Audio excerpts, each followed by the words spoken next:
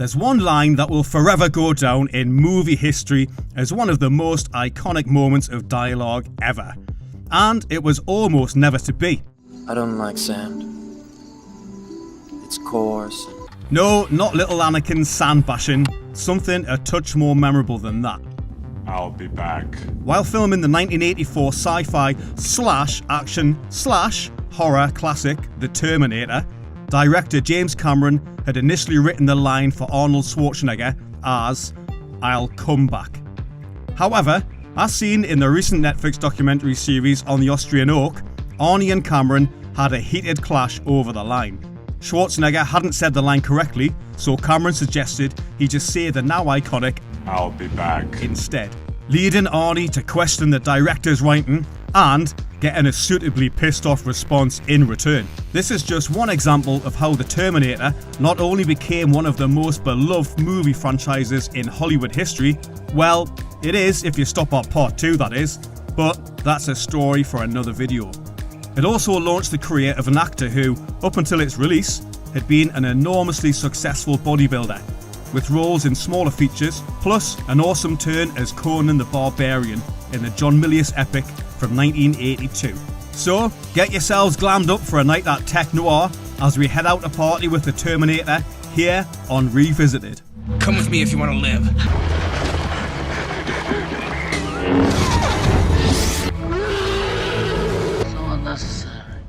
The year 1984 is much beloved by movie fans for many reasons. It gave us snarky cops with an attitude, horror icons with inventive weapons, adorably fluffy pets who multiply in water, and worse still become malevolent little bastards when fed after midnight, plus countless other movie gems. Molaram, prepare to meet Kali in hell. The 80s is an era much mimicked and drawn upon for not just film studios to suck the blood out of franchises wherever possible, but also to look back upon with fresh eyes once in a while. And eyes don't come more fresh than one that's just been plucked from the skull of a T-800 in a motel bathroom. By the way, how great does the VFX look in that scene still? Yeah, it's dated, but shit like that is what makes movies feel alive, and also come to life. You know what? I'd take a rubber-looking Arnie head or even a stop-motion Ed 209 over a de-aged Indiana Jones any day of the week. How about new? The initial concept for the Terminator came from a somewhat unusual incident. Director James Cameron had fallen ill, and during what must have been one hell of a messed up fever dream, he envisioned a metallic torso holding kitchen knives, dragging itself from an explosion. This, along with his inspiration from John Carpenter's Halloween, was the launching pad for Cameron to write the movie we now all know and adore. As well as the seminal Halloween from 1978, Cameron also drew inspiration from the 1960s fantasy TV series The Outer Limits, plus Walter Hill's The Driver, and the post-apocalyptic dystopian classic Mad Max 2. The initial concept of the script had 2 Terminators being sent to the past to kill the unfortunate but ultimate badass Sarah Connor, plus all other Sarah Connors in the area, of course. However, Cameron didn't think he could successfully visualise the second Terminator, which was to be made of liquid metal and was more or less indestructible. As we all know, that idea did eventually come to fruition, but that's a story for our next episode. What the fuck is it? What the fuck is going on? With almost everything in place for the project to be greenlit, all Cameron needed was to secure sufficient financial backing that would see his ambitious vision come to robotic life.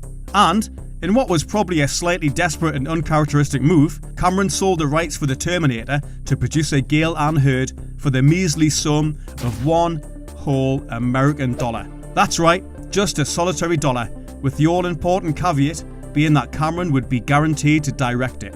After some negotiations, Orion Pictures agreed to distribute the movie if Cameron could source financial backing elsewhere.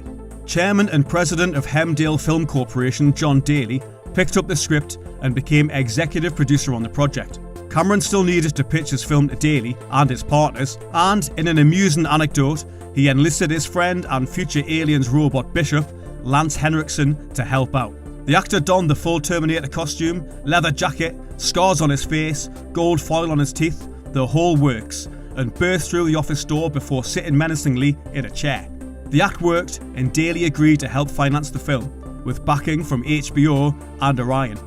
Not only was the casting of Arnold Schwarzenegger as the relentless cyborg in the Terminator inspired, it was also somewhat fortuitous, and also the first time an initially reluctant Schwarzenegger would play a villain.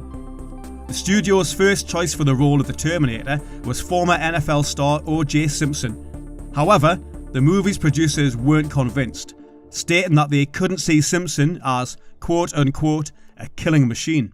Mike Medavow, the co-founder of Orion Pictures, had whittled down the cast to have O.J. Simpson playing the Terminator and Arnie as resistance fighter Kyle Reese. It wasn't until director James Cameron sat down to meet with Schwarzenegger that he started to realise that not only did Simpson and the Austrian Oak not go together at all, but that Arnie may actually be the better fit for the relentless cyborg.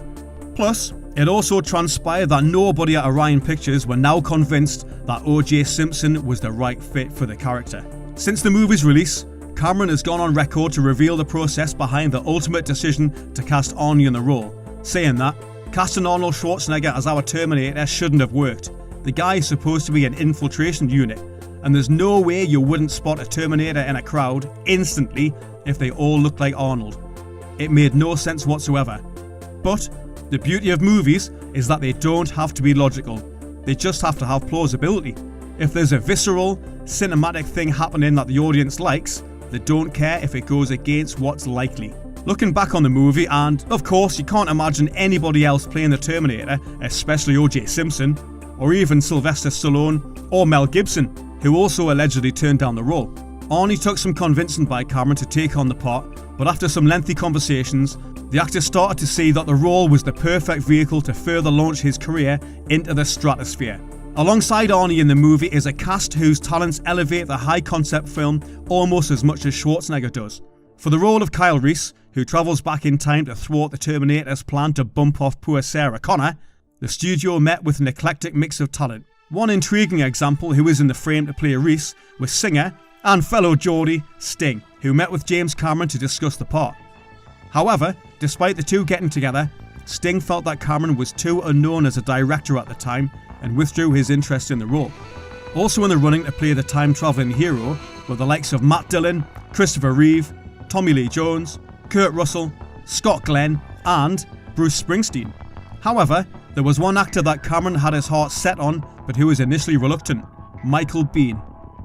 The actor had aspirations to work with the likes of Al Pacino and Robert De Niro on more dramatic, serious movies, and felt that the Terminator's concept was perhaps beneath him at this point of his career. However, after meeting with Cameron, Biehn soon changed his mind and the casting in the end was inspired. Most of the actors who came in to audition for the role of Kyle Reese were hard as nails, yet Biehn brought just the correct level of warmth and toughness required. At the beginning of the script, Sarah Connor is described as 19, small and delicate features, pretty in a flawed, accessible way. She doesn't stop the party when she walks in, but you'd like to get to know her. Her vulnerable quality masks a strength even she doesn't know exists. Lisa Langlois had initially been cast to play Connor, but had to turn it down ultimately as she was already filming The Slugger's wife. The production then considered Melissa Sue Anderson, Jennifer Jason Leigh, Jessica Harper, Rosanna Arquette and Leah Thompson for the role, before Cameron eventually cast Linda Hamilton as Sarah Connor.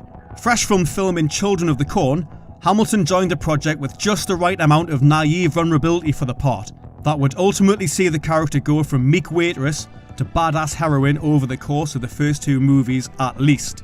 Joining Arnie, Biehn and Connor as part of the principal cast members was Cameron's buddy Lance Henriksen, playing a member of the LAPD, as a way of saying thanks for Henriksen's part in gaining funding for the movie. Also definitely worth mentioning is the great Bill Paxton, who shows up in a small role at the beginning of the movie as one of the punks Arnie's Terminator terminates.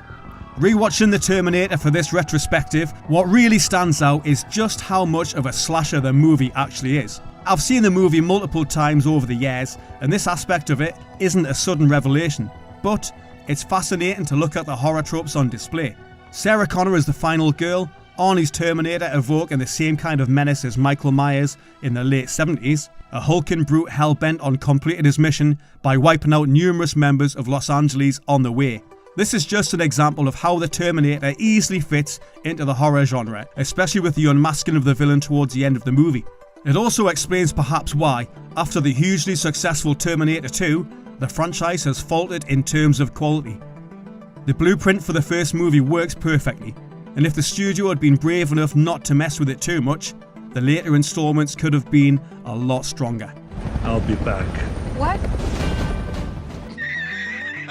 The movie's plot follows a cyborg assassin known as a Terminator, disguised as a human, who travels from 2029 to 1984 to kill Sarah Connor. Sent to protect Sarah is Bean's Kyle Reese, who divulges the coming of Skynet, an artificial intelligence system that will spark a nuclear holocaust. Obviously, the cops don't buy his seemingly deranged rants about the future war, cyborgs, etc., until they're all dispatched brutally. Sarah is targeted because Skynet knows that her unborn son will lead the fight against them. With the virtually unstoppable Terminator in hot pursuit, Sarah and Kyle attempt to escape, but find that stopping the relentless machine is almost impossible. Of course, the most exciting and impressive element of the movie, even today, is Arnie's T-800. The actor's bulging frame and physicality elevates the movie from a great concept to a blisteringly exciting experience. Naturally, you can't imagine the movie without Arnie, which is why he's been rolled out for the later, vastly inferior installments. Surely there's another kick-ass Terminator movie left in the franchise. Let us know your thoughts in the comment section. Is it dead in the water now, or can it be resurrected? Alongside the impressive cast overall, the movie also features some excellent VFX that were groundbreaking, if difficult to realise, at the time. Yeah, if you're being overly critical, you could comment on how fake Arnie's face is when his damaged T-800 repairs itself in the motel room, removing its damaged eyeball and also cutting open its arm to patch it up. However, this was practical VFX at their best for the 1980s, and whatever your view is of modern CGI, the VFX in the Terminator at least looked like they belonged and were a real aspect of the scene. There's also an awesome Harryhausen-esque quality to the Terminator at the end of the movie, as its damaged and exposed endoskeleton pursues Connor and Reese through the factory. The use of stop motion in the movie's visual effects was particularly effective, and although the technique had been used several times in movies before the Terminator, its use by Industrial Light and Magic in the film is perfect. Just like the awesome skeleton fight scene in Jason and the Argonauts, the moment when the T-800 rises from the fire is a classic cinematic image. It's not just the VFX that elevates the movie, of course. Cameron's direction, the script, narrative, cast, and overall verve on display is amazing, and the fact that so many of the franchise's subsequent movies have been disappointing is a huge shame.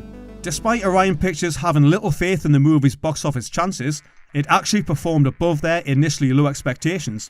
Opening in 1,005 theatres in the US on October 26, 1984, it grossed $4 million in its opening week, positioning the movie at number 1 at the box office. It had competition from Universal's R-rated Terror in the Isles, as well as Brian De Palma's Body Double, before losing its grip on the top spot to the American comedy Oh God, You Devil in week 3. The Terminator eventually grossed $38.3 million in the US and $78.3 million worldwide, with director James Cameron stating that the box office return was relative to its market, which is between the summer and the Christmas blockbusters. But it's better to be a big fish in a small pond than the other way around. With the movie's box office proven to be favourable for both director and studio, the critical reaction was initially slightly mixed. The Los Angeles Times praised the film, calling it a crackling thriller full of all sorts of gory treats, loaded with fuel-injected chase scenes, clever special effects, and sly humour. Cinefantastique were also full of praise for Cameron's epic, stating that it manages to be both derivative and original at the same time. Not since The Road Warrior has the genre exhibited so much exuberant carnage. It's an example of science fiction / horror at its best. Cameron's no-nonsense approach will make him a sought-after commodity. Not so sure of the movie's violence were the New York Times, who said that the film was a B-movie with flair. Much of it had suspense and personality, and only the obligatory mayhem becomes dull. There's far too much of the latter, in the form of car chases, messy shootouts, and Mr. Schwarzenegger slamming brutally into anything that gets in his way. Ultimately, the movie is regarded as a classic of the genres it does such a good job of inhabiting. whether that's sci-fi or, as we discussed earlier, a slasher. However, what's your take on the movie? Did Cameron manage to achieve his goal of mixing cutting-edge technology with a strong original script that still holds up well today? Or are there elements of the movie that should be transported back, without clothes, to the early 80s? Next up is a deep dive into Cameron's much anticipated sequel, Terminator 2 Judgment Day, in which we eventually get to see the liquid metal T-1000, slightly jarring child actors, easy money, come on, plus a killer soundtrack. Thanks for watching our show, and stay tuned for more Arnie action. Before we continue with our video, here's a reminder to click the Store tab on any of our JoBlo channels and browse our collection of the latest and freshest designs in our merch store. Go get you some. Just take a sneaky peek back on the movies we've covered so far on our Arnie Revisited series. Let off some steam, Bennett. And the Austrian Oak had already covered several genres in his rise from bodybuilder to Hollywood icon. I'll be back. Raw Deal and Commando were straight up action movies, while his work as Conan was an epic mix of action and fantasy. Crush your enemies, see them driven before you, and hear the lamentation of their women. You can even argue that The Terminator is a classic 80s slasher flick, and not simply the revolutionary sci-fi masterpiece it's generally regarded as. However, he hadn't managed to blend both horror and sci-fi in any of his previous movies, in the way he did with the film we're focusing on in today's episode, Predator. It was such a huge success for both star and franchise that it not only helped to further cement Arnie as a Hollywood icon, but also created a franchise packed with sequels, a prequel, crossovers, video games, graphic novels, and so much more. Yeah, some of the content in the Predator franchise may be somewhat hit and miss, but there's no denying the iconic nature of the first movie, with its memorable one-liners, Stick around. gory deaths, and awesome jungle-based action. As we found out in our last episode, the Austrian Oak's last movie before taking on deadly camouflage aliens, 1986's Raw Deal, was a decent action flick, but not necessarily an iconic entry in his back catalogue. Well, apart from this line maybe. You should not drink and bake. So the actor was more than likely on the lookout for a script that could elevate his career and also expand upon the genres in which he had already found great success. Was Predator the movie to achieve all this? We all know it was, of course, but just how exactly did the sci-fi epic come to be such an iconic movie of the 80s? Well, it's time to work on those biceps and embrace your inner goddamn sexual Tyrannosaurus, as we find out here on Arnie Revisited. This stuff will make you a goddamn sexual Tyrannosaurus, just like me. Yeah, strap this on your sore ass plane. Stick around. You should not drink and bake. I'll be back. Another thing I mentioned in our Raw Deal episode was the rivalry between Arnold Schwarzenegger and Sylvester Stallone, and how their movies were often in the marketplace together, duking it out for that much sought after box office revenue. So, amusingly, it was one of Stallone's most iconic characters that led to Predator being made, if you believe the long-standing rumours. Following the release of Rocky IV, in which we see the Italian stallion take down Dolph Lundgren's pumped-up Ivan Drago, a joke went round Hollywood that if a fifth Rocky movie was to be made, he would have to fight an alien, given that he'd run out of earthly opponents. Screenwriting brothers Jim and John Thomas took inspiration from the joke and wrote a screenplay based upon it called Hunter.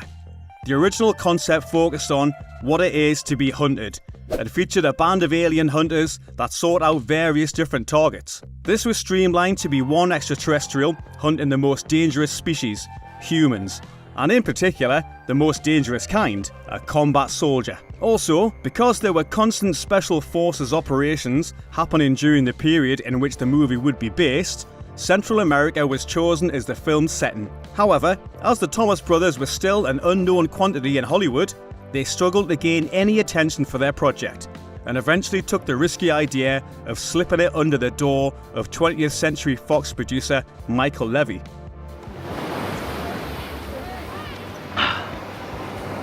That's awful.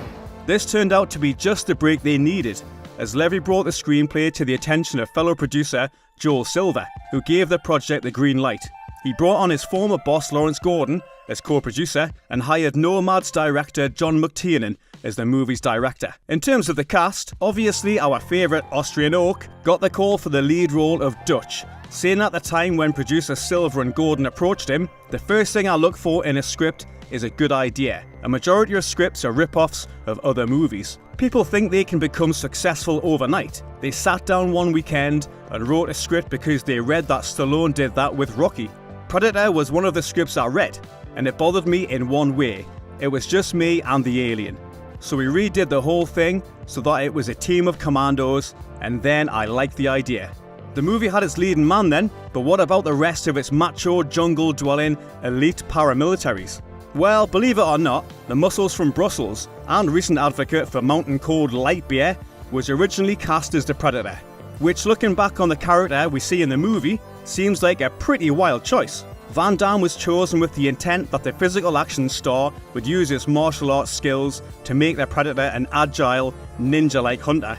However, when the relatively diminutive star was compared next to his bodybuilding, 6-foot-plus co-stars, it was pretty clear that a more physically imposing man was required to make the creature more intimidating. Before we continue with our video, here's a reminder to click the Store tab on any of our JoBlo channels and browse our collection of the latest and freshest designs in our merch store.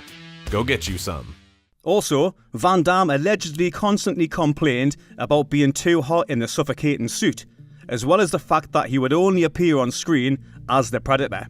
Ultimately, Van Damme was removed from the movie, and they instead turned to 7'2" actor Kevin Peter Hall, who had form in playing larger-than-life characters, having just finished work as the Sasquatch in Harry and the Hendersons. We don't know if it's male or female.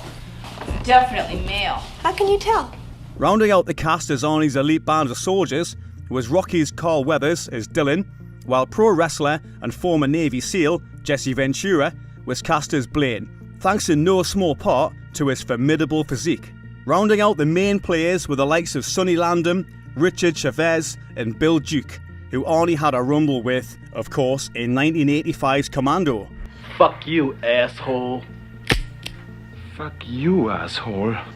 Filming on the movie began in March 1986 and, as per the end credits, was entirely shot in Puerto Vallarta, Jalisco and Palenque, Chiapas, Mexico. However, sometimes big-budget Hollywood productions can't get in the way of true love, and first unit production was halted so that Arnie could get to his wedding in time, being flown in a private jet, courtesy of the production, to Hyannisport, Massachusetts. On March 26th, he was married to Maria Shriver, and the couple had a whirlwind 3-day honeymoon while the second unit picked up additional shots. Also, in order to stay in the shape required for the muscle-bound action, Carl Weathers said that the cast would get up at 3 AM to work out before the day's filming. This guy's got the biggest arms in the world now. I gotta kind of beef up here. I gotta pump up a little bit, right? Oh yeah, you're a wimp. So With the actor also claiming to his co-stars that his physique was naturally given to him, only to then secretly work out when everyone else was out of sight. In fact, such were the physical demands of the movie, Schwarzenegger had gym equipment shipped out to Mexico so that he and his co-stars could work out before filming began. It wasn't just staying in shape that the actors had to contend with. Visibility in the Predator suit was limited, which made the tussles between Arnie and Kevin Peter Hall more perilous than they should have been. With the actor saying that, when he's supposed to slap me around and stay far from my face, all of a sudden, whap, there's this hand with claws on it. Hall stated in an interview that his experience on the film wasn't a movie, it was a survival story for all of us. With one example being the actors having to wade through foul and stagnant water that was full of leeches. Knock, knock.